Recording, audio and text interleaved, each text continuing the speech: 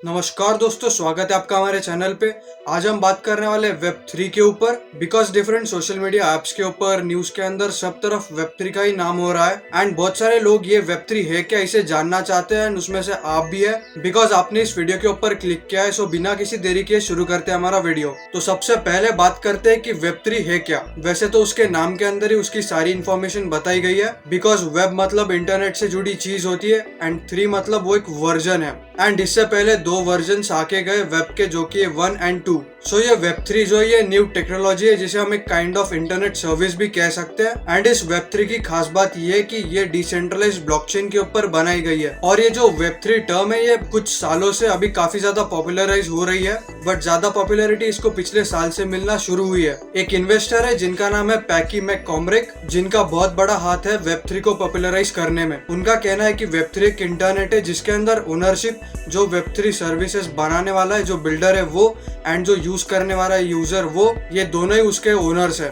And web 3 का plus point ये है कि इसके अंदर टोकन्स है जिन्हें हम क्रिप्टो करेंसीज के नाम से भी जानते हैं, जिनका वाइड रेंज में यूज हो रहा है। और एक चीज मैं आपको क्लियर कर दूं कि वेब 3 के बहुत सारे डिफरेंट फॉर्म्स है, जैसे कि जो अभी डिसेंट्रलाइज्ड गेम्स है, प्ले टू अर्न गेम्स है, वो एक वेब 3 का पार्ट है। बिकॉज उन गेम के अंदर जो यूजर्स होते हैं उन्हें क्रिप्टो करेंसीज के अंदर रिवॉर्ड मिलता है। एंड सेकेंड पार्ट वेब 3 का जो कि बहुत ज्यादा पॉपुलर है, जिसको हम NFTs के नाम से भी जानते हैं, जो कि नॉन फंजिबल टोकन्स। एंड आज के डेट में बहुत सारे NFT के डिफरेंट प्लेटफॉर्म्स मौजूद है, जैसे कि OpenSea एक्सेट्रा, जो कि लोगों को अलाउ करता है to buy and sell different digital arts. And कुछ NFTs मिलियंस ऑफ डॉलर्स में भी सेल किए गए हैं। And in simple words web 3 internet को पूरी तरह से ट्रांसफॉर्म कर देने वाला है, जिसकी हेल्प से यूजर, बिल्डर्स, डेवलपर्स ये सब अर्न कर पाएंगे एंड उसी के साथ साथ अपना जो डेटा है उसे भी सिक्योर रख पाएंगे। एंड वेब 3 का एक मेन एडवांटेज ये कि इसके अंदर जो मिडलमैन फ्री डिजिटल इकोनॉमी है वो एक बहुत बड़ा चेंज लाने वाली है। अब ये तो बात हो गई इंट्रोडक्शन की ऑफ द वेब 3। अब अगर हम नंबर्स की बात करते हैं तो सिर्फ 2021 में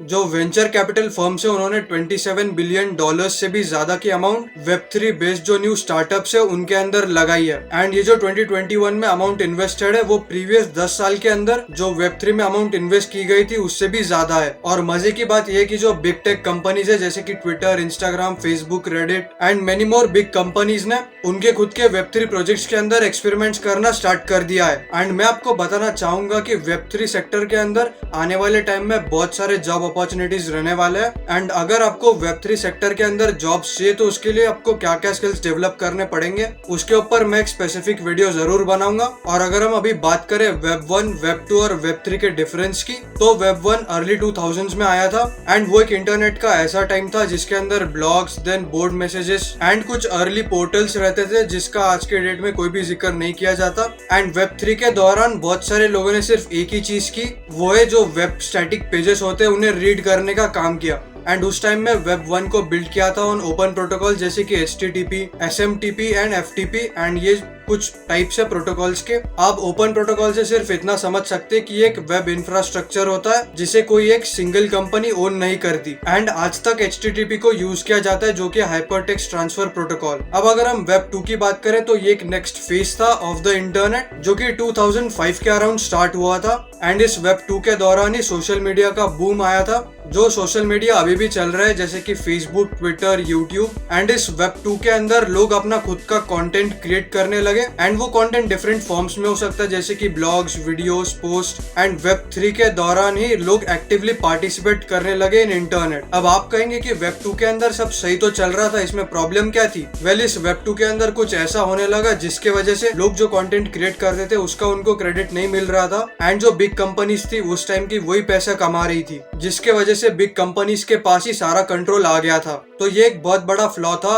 इन वेब 2। अब अगर हम बात करें वेब 3 की, तो वेब 3 रिप्लेस कर रहा है सेंट्रलाइज्ड कॉर्पोरेट प्लेटफॉर्म्स को with open protocols and decentralisation. And इस वेब 3 के अंदर वेब 1 और वेब 2 के जो एडवांटेजेस थे जैसे कि वेब 1 का ओपन इंफ्रास्ट्रक्चर, वेब 2 का पब्लिक पार्टिसिपेशन, इन दोनों को कंबाइन किया गया है। मतलब इन सिंपल वर्ड्स वेब 3 के अंदर जो पावर एंड ओनरशिप है वो वेब 3 के यूजर्स एंड क्रिएटर्स के पास ही रहेगी और ना कि किसी बड़े कंपनी के पास। तो ये सबसे बड़ा एडवांटेज है वेब 3 का। सो गाइस, इस वीडियो को स्पॉन्सर किया गया है बाय पुश प्रोटोकॉल, जिसे previously Ethereum push notification service EPNS के नाम से जाना जाता था। पुश प्रोटोकॉल बेसिकली एक वेब3 बेस्ड सर्विस प्रोवाइडर है जो कि पहले सिर्फ वेब3 नोटिफिकेशंस प्रोवाइड करता था, बट आज के डेट में उसके बहुत सारे यूज केसेस है। अगर आप एक डिसेंट्रलाइज्ड वॉलेट को ओन करते हैं तो मैं आपको रिकमेंड करूंगा कि आप पुश ऐप को आपके फोन में डाउनलोड करें। उसकी लिंक मैं डिस्क्रिप्शन बॉक्स में दे दूंगा।